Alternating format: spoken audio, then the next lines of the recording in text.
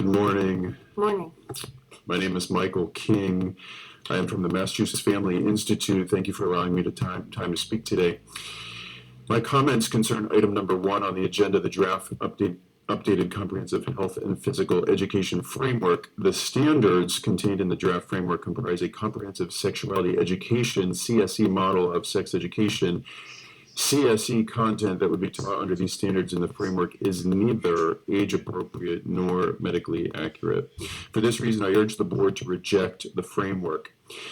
In the past, DESE has approved CSE curricula that would be in compliance with the standards in the draft framework, 2 of which are Get Real by Planned Parenthood and Our Whole Lives. In Our Whole Lives curriculum, K through 1 lessons, and this is kindergarten, first grade, include this direction to teachers. Expand the conversation to include masturbation. Say, for example, quote, sometimes it feels good to touch or rub our own vulva or penis.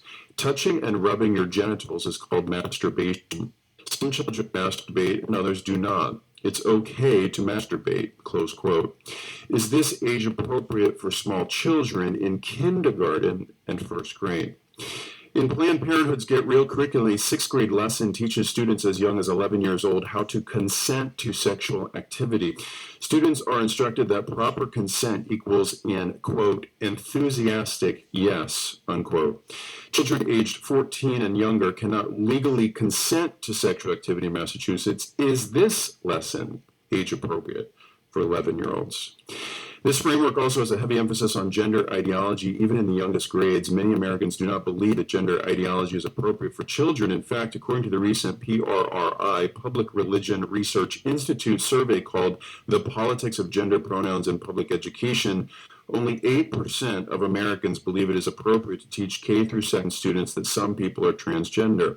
Only 12% believe it is appropriate for grades 3 through 5, and 44% of Democrats think that there are only 2 genders.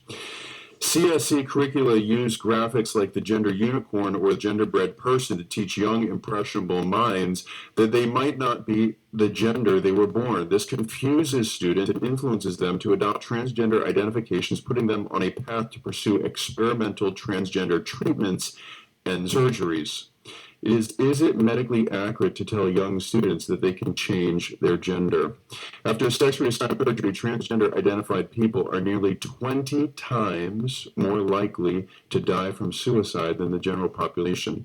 In conclusion, if this framework is passed and implemented, it will only increase the growing opt-out of sex ed movement across the state, not just in Worcester, and the mass exodus of families from Massachusetts public schools. And to note, this past year, over 4,000 students in the city of Worcester alone opted out of sex ed. Please protect the children of Massachusetts from sexualization and gender confusion and reject the draft updated comprehensive health and physical education framework. Thanks so much. Thank you very much.